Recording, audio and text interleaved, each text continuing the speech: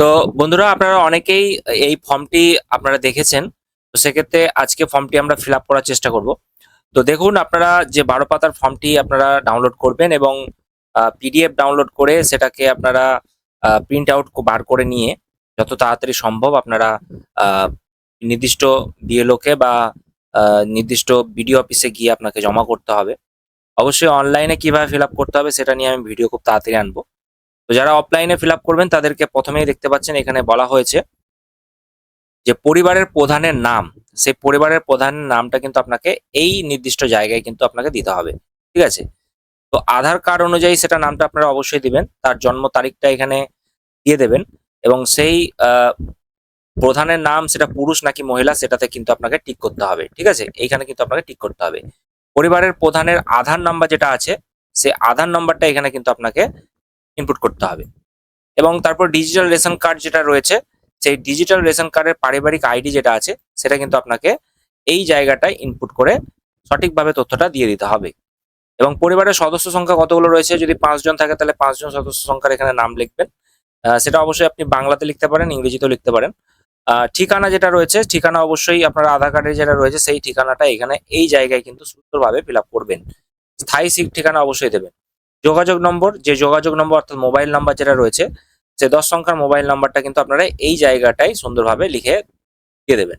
তারপরে জন্ম যেটা রয়েছে, জন্ম তারিখ, লিঙ্গ, পরিবারের প্রধানের সঙ্গে সম্পর্ক, আধার নম্বর, পরিবারের সকল সদস্যের। এখানে দেখতে পাচ্ছেন যে প্রত্যেকটা সদস্য পরিবারের প্রধানের যিনি রয়েছেন তার নামটা এখানে দেবেন। তার নামটা দেওয়ার পরে সেখানে কিন্তু আপনারা দেখতে পাচ্ছেন সদস্য নম্বর 1, এখানে তার নাম, জন্ম তারিখ, লিঙ্গ, পরিবারের প্রধানের সঙ্গে তার কি সম্পর্ক রয়েছে। ২ নম্বর যিনি রয়েছেন তার নাম দেবেন এখানে। স্ত্রী, তারপরে তার ছেলে, এগুলো কিন্তু যারা রয়েছে তাদের কিন্তু এখানে দিয়ে দেবেন। ৫ টা সদস্য না হলে বাকিগুলোতে আপনি এনে কিন্তু লিখে দিবেন। ঠিক আছে? এনে। এবং এখানে কি দিয়েছে যে নির্দেশনা অবশ্যই এক্ষেত্রে আপনাদেরকে দিতে হবে যে পরিবারের প্রধান ও পরিবারের সকল প্রাপ্ত বয়স্ক যারা রয়েছে তাদের ব্যাংক অ্যাকাউন্ট নম্বর কিন্তু দিতে হবে। যেমন যিনি হেড অফ দি ফ্যামিলি রয়েছে তার ব্যাংক অ্যাকাউন্ট নম্বর, তার আইএফএসসি কোড, এগুলো কিন্তু এই জায়গাটায় ফিল আপ করতে হবে। তারপরে দেখুন সদস্য ১ যার অ্যাকাউন্ট রয়েছে তার নাম্বার, তার অ্যাকাউন্ট নম্বর, আইএফএসসি কোড, এগুলো কিন্তু এইগুলোতে দিয়ে দিতে হবে। তারপরে কি বলেছে এপিক অর্থাৎ ভোটার তালিকা যেটা রয়েছে সেই ভোটার তালিকা অনুযায়ী আপনাকে এখানে ডিটেলস ভরতে বলেছে। এপিক নম্বর অর্থাৎ ভোটার যে নাম্বার রয়েছে, ভোটার কার্ডে যে নাম্বারটা রয়েছে সেটা কিন্তু আপনাকে এখানে দিতে হবে।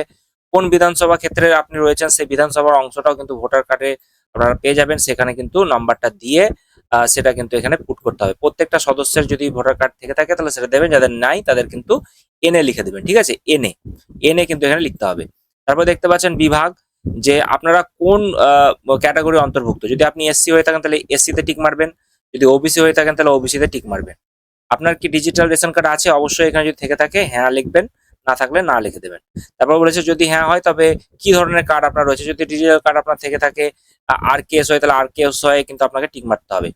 পরিবারটির রেশন যেটা রয়েছে দোকান থেকে মাসিক রেশন তুলছেন কিনা, সেটা যদি হ্যাঁ থাকে তাহলে হ্যাঁ লিখবেন, না থাকলে না কিন্তু লিখে দেবেন। সম্পদ, বাড়ির ধরন, আপনার বাড়ি থেকে ৩ বা তার বেশি পাকা ঘর রয়েছে?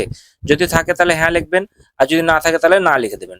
পারিবারিক জমির মালিকানা, জমির মালিকানার ক্ষেত্রে সেক্ষেত্রে এখানে বলেছে রেজিস্ট্রেশন নথি, মিউটেশন কপি, এইগুলো কিন্তু আপনাকে লাগবে। যদি থাকে তাহলে সেটা হ্যাঁ লিখবেন, যদি না থাকে তাহলে না করে দেবেন।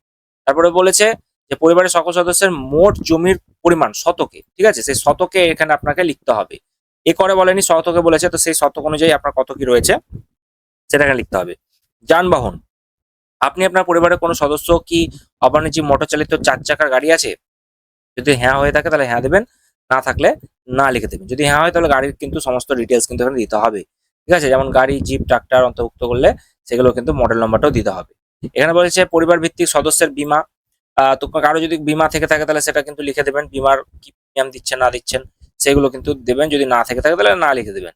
তারপরে কি বলেছে যে আয়, কোন সদস্য কি আয়কর বা পেশাগত কর প্রদান করে থাকেন? তো সে যদি হ্যাঁ থাকে তাহলে তাকে হ্যাঁ দিতে হবে, আর যদি না থাকে তাহলে কিন্তু এখানে না দিতে হবে। পরিবারের সদস্যের প্যান কার্ড যদি থেকে থাকে তাহলে হ্যাঁ দিবেন এবং সেই প্যান কার্ড যিনি ধারক রয়েছেন তার নাম এখানে দিতে হবে এবং তার প্যান নম্বর। যদি আরো কোনো সদস্য থেকে থাকলে তাহলে সেগুলো কিন্তু এখানে নাম, প্যান নম্বর সহ কার রয়েছে সেগুলো কিন্তু দিতে বলেছে। কর্মসংস্থানের ধরন বলেছে পরিবারের প্রধান কি করে? যদি সরকারি ক্ষেত্রে থাকে তাহলে টিক মারবেন, বেসরকারি থাকলে টিক মারবেন। যদি কিছু না করে থাকে তাহলে কিন্তু বেকারে এখানে টিক চিহ্ন দিতে বলেছে। আর বাকি সদস্যগুলো কি করে না করে এখানেও কিন্তু সেম ভাবেই রয়েছে। যদি বাকি সদস্য ধরুন আপনার ছেলে সে যদি কোনো অন্য জায়গায় পার্ট টাইম কাজ করে, সেগুলো কিন্তু আপনি এখানে টিক মারতে বলেছে। সদস্য সংখ্যার ক্ষেত্রে অন্য প্রত্যেকটা ক্ষেত্রে একই কিন্তু রয়েছে, 5 জনের কিন্তু একই রকম ভাবে ডিটেলস দিতে হবে। পরিবারের শিক্ষিত প্রাপ্তবয়স্ক সদস্য সংখ্যা, পরিবারের অশিক্ষিত প্রাপ্তবয়স্ক সদস্যের সংখ্যা, এগুলো কিন্তু দিতে হবে। শিক্ষিত প্রাপ্তবয়স্ক কতজন রয়েছে, যদি 2-3 জন থাকে তাহলে সেটা কিন্তু 2 জন লিখবেন এখানে। অশিক্ষিত যদি থাকে 3 জন, তাহলে 3 জন কিন্তু এখানে দিতে হবে ডিটেলস। ঠিক আছে? পরিবারের প্রধান যিনি রয়েছেন তিনি শিক্ষিত নাকি অশিক্ষিত সেটাতে টিক করতে হবে। আর বাকি সদস্যগুলো শিক্ষিত নাকি অশিক্ষিত সেগুলো কিন্তু দিয়ে দিতে হবে। আর সর্বোচ্চ শিক্ষাগত যোগ্যতা কত রয়েছে সেটাও কিন্তু এখানে দিয়ে দিতে বলেছে। তারপরে চলে যাবো 7 নম্বর পেজে।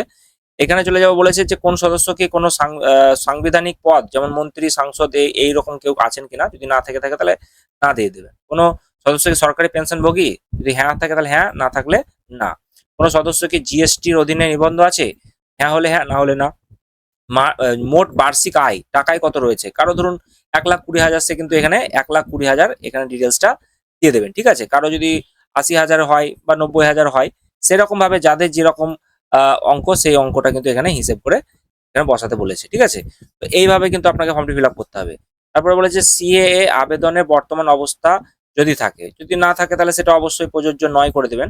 যদি আবেদন করা হয়েছে তাহলে কিন্তু আবেদন নম্বরটা দিতে হবে। তারপরে বলেছে যে কিষাণ ক্রেডিট কার্ড, অনেকেই আপনারা কৃষক রয়েছেন যারা কিষাণ ক্রেডিট কার্ডের সুবিধা পাচ্ছেন, যদি কেউ পেয়ে থাকেন তাহলে সেই কিষাণ ক্রেডিট কার্ড যে নাম্বার, সেই কিষাণ ক্রেডিট কার্ডের নাম্বারটা এখানে কিন্তু দিতে বলেছে। আইডি সংখ্যা, তারপরে যে তারিখে ইস্যু হয়েছে সেগুলো কিন্তু দিতে বলেছে।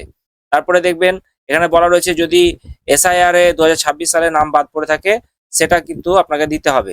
যদি হ্যাঁ হয়ে থাকে তাহলে সেখানে কিন্তু মামলা বিবরণ, না থাকলে প্রযোজ্য নয় বলে দিয়ে দেবেন। তারপরে কি চলে যাব আমরা নেক্সট, বিদ্যালয়ে অধ্যয়নরত পরিবারের সকল শিশুর বিবরণ। তো সেক্ষেত্রে আপনার বাড়িতে কোনো সদস্য সংখ্যা কতজন রয়েছে বিদ্যালয়ে যারা পড়ে, যদি 2 জন থাকে তাহলে 2 জনের নাম দেবেন। সদস্য শিশুর নম্বর এখানে দিতে বলেছে, কোন স্কুলে পড়ে সেই স্কুলের নাম দেবেন, শিশুর নাম দেবেন। এখানে কিন্তু ডিটেলস গুলো ফিল আপ করতে হবে, সে সরকারি স্কুলে পড়ে নাকি বেসরকারি নাকি মাদ্রাসা, সেগুলো কিন্তু দিতে বলেছে। তারপরে চলে যাব টিকাকরণের বর্তমান অবস্থা। তো সেক্ষেত্রে এখানে যদি সে টিকাকরণ নিয়ে থাকে তাহলে সেটা অবশ্যই হ্যাঁ দেবেন, আর যদি না থাকে তাহলে না কিন্তু করে দেবেন। তারপরে বলেছে আপনি কি কোনো সরকারি প্রকল্পের সুবিধা পাচ্ছেন ডিবিটির মাধ্যমে, যদি হ্যাঁ হয়ে থাকে তাহলে সেটা এখানে হ্যাঁ দেবেন।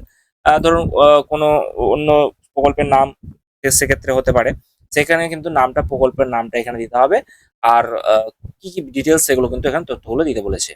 তারপরে চলে যাব আমরা নেক্সট, বলেছে সত্য এবং প্রযোজ্য ক্ষেত্রে আমি সকল সহায়ক নথি প্রদান করছি এবং ওপরে উল্লেখিত কোনো মানদণ্ড বাদ দিইনি। আমি অবগত যে আমার প্রদত্ত কোনো তথ্য মিথ্যা প্রমাণিত হলে তাহলে সেক্ষেত্রে সেটা সুবিধা সমূহ বন্ধ হয়ে যেতে পারে। তাহলে এবং তারপরে যে হেড অফ দা ফ্যামিলি রয়েছে তার স্বাক্ষরটা করবেন, এবং তারপরে এখানে ফর্মটা এখানেই শেষ হয়ে যাচ্ছে। আর বাকি লাস্টে যে পেজটা রয়েছে এটা কিন্তু সরকারি ইউজের জন্য, এটা আপনাদের জন্য নয়। তারা আপনাদেরকে স্বাক্ষর করে ফর্মটি আপনাদের এখানে ফিল আপ করে দিতে হবে। এই হচ্ছে ডিটেলস, আশা করি সমস্ত কিছু বোঝাতে পারলাম। আমি গতকালকে একটা ভিডিও করেছিলাম যেখানে আপনাদেরকে বলেছিলাম যে কিভাবে ফর্মটি ফিল আপ করবেন, আজকে আমি ডিটেলসটা বুঝিয়ে দিলাম। অনেকেই কমেন্ট করছিলেন। আর অনলাইনে আশা করছি আপনারা অনেকেই অনলাইনে কখন অ্যাক্টিভ হবে লিঙ্ক সেটার অপেক্ষা করছেন।